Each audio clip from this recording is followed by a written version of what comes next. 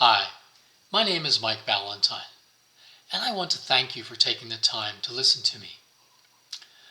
Many of us feel like we're sitting in the Alamo with Santa Anna's army besieging us. And if you're like me, the future may be dark and not full of great options. Many of us feel like the sun is not going to come out tomorrow. Our most recent election had to be the most divisive I've ever lived through. Politics is always acrimonious, but this was just vicious and mean. I fault both sides for that.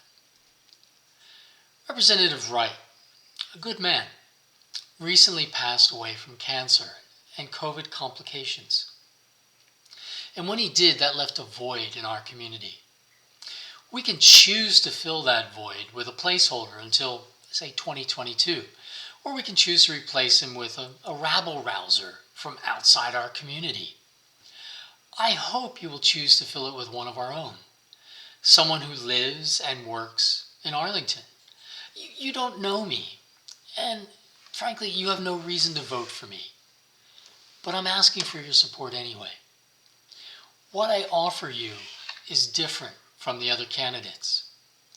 I want to work for the American worker, in this case, the Arlington worker, the Tarrant County worker, and yes, even those from Dallas County. Look, the other candidates want to focus on national issues, and that's great. But we need a representative who will work on our community issues. Look, in the past, I worked in banking, food manufacturing, and training, not politics. I've worked in half a dozen countries, most recently Vietnam. And during my 20 years overseas, I learned a lot about global neighbors, their needs, their societies.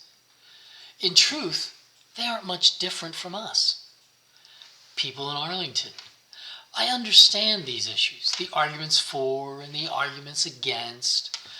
What I know is that we must put the American worker first, because without him or her, America can never move forward. That is why I support a few things that the average Republican does not. I support extending Medicaid to all our citizens that are unemployed more than 30 days.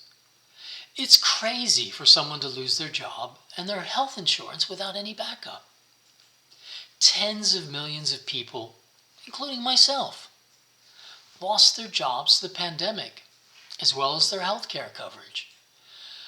I enrolled in Obamacare. I pay $965 a month for my family of three, and well, I have a $8,500 deductible, and so does my wife. That's not health care. That's unaffordable. We cannot punish people because of pandemics and economic shocks. We need to support them to get back on their feet. I believe Medicare for all is where we need to end up. That would enable everyone to get the same health care at the same cost. That seems fair. And I know some call it socialism, but Medicare is something we already have. That's like, as they sometimes say, a little bit pregnant, right? I also support raising the minimum wage. One of my supporters recently asked me, how come unemployment has gotten lower? We know the tourist industry is shut down. We know the airplanes aren't flying. So where are they working? Well, they're working at Amazon. They're working at the local grocery. They took jobs with pay cuts because they need to feed their families. And if that is the new paradigm, as everybody says, then we need to support them with a higher minimum wage. Should it be $15 or some phased-in wage scale? I don't know. But it needs to be at least $10, and we can go up from there. Look, small business is going to scream bloody murder, and I understand. I've run a business. I know what you can afford and can't afford. But imagine, if we were to provide Medicare for all, small businesses would be competitive, and they could afford a higher wage level because now they're not paying for health insurance. Go figure. These two issues are about workers in Arlington, and we need to do something. Look, I will work across the aisle. if I have to. Sure, why not? To move this legislation forward. And I will work with my fellow Republicans to get them on board. People like Josh Hawley. He's talking about $15 for big corporations. I think we have a deal. I think we can negotiate. Now, getting back to the present, we just had a snow apocalypse, right? We just experienced it, left a number of Texans, 4, 5, 10, who knows, without power and water. That's ridiculous and completely unacceptable. Sure, Governor Abbott could have been more proactive. I'm sure he could have, but he needs one thing from the federal government: Climate Emergency Act. I will propose legislation my first week that would give every governor the right to declare a climate emergency and set aside any and all regulations from the Department of Energy that restrict the states from powering up excess power for a period of 10 days. Or I guess until the emergency is over if it's a huge disaster. That will keep the lights on and the water flowing in Texas. You know, one of the things that scares me, and maybe it scares you too, is how big tech is censoring people's right to free speech. This is America. We don't censor. I will work with other representatives to hold big tech accountable and end their censorship. That may mean repealing Section 230 or converting Google, Facebook, Twitter to utilities. No American should ever face censorship for their beliefs and their opinions. It's just wrong. I mean, it's just wrong. For me, the Second Amendment is sacrosanct. That is the only thing keeping some of our leaders from running roughshod over this nation, this state, and our community. Those who want to take our guns are the same people that run places like Chicago, New York, and Los Angeles, where lawful people cannot own a gun, but every gang member has their own. There are tens of millions of normal people in America that own guns, and they have no intention or desire of hurting someone else. We cannot punish the entire nation for the acts of a few dozen people. When someone shoots up a school, a nightclub, or a political rally, of course we need to investigate, and we need to understand why. We don't go out and punish all the neighbors for someone else's crime. That brings us to immigration. Our new president wants to open our borders and invite all of our neighbors to come live among us.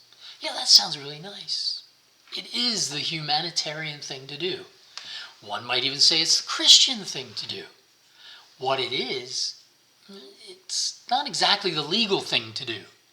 We have a legal pathway for immigration.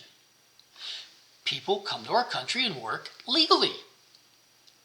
I know, my wife, she's going through this. She comes from Vietnam. She's applied for a work permit. We're paying an attorney lots of money for his assistance. So I have a dog in this fight. My family has a dog in this fight. Not some physical fight, okay?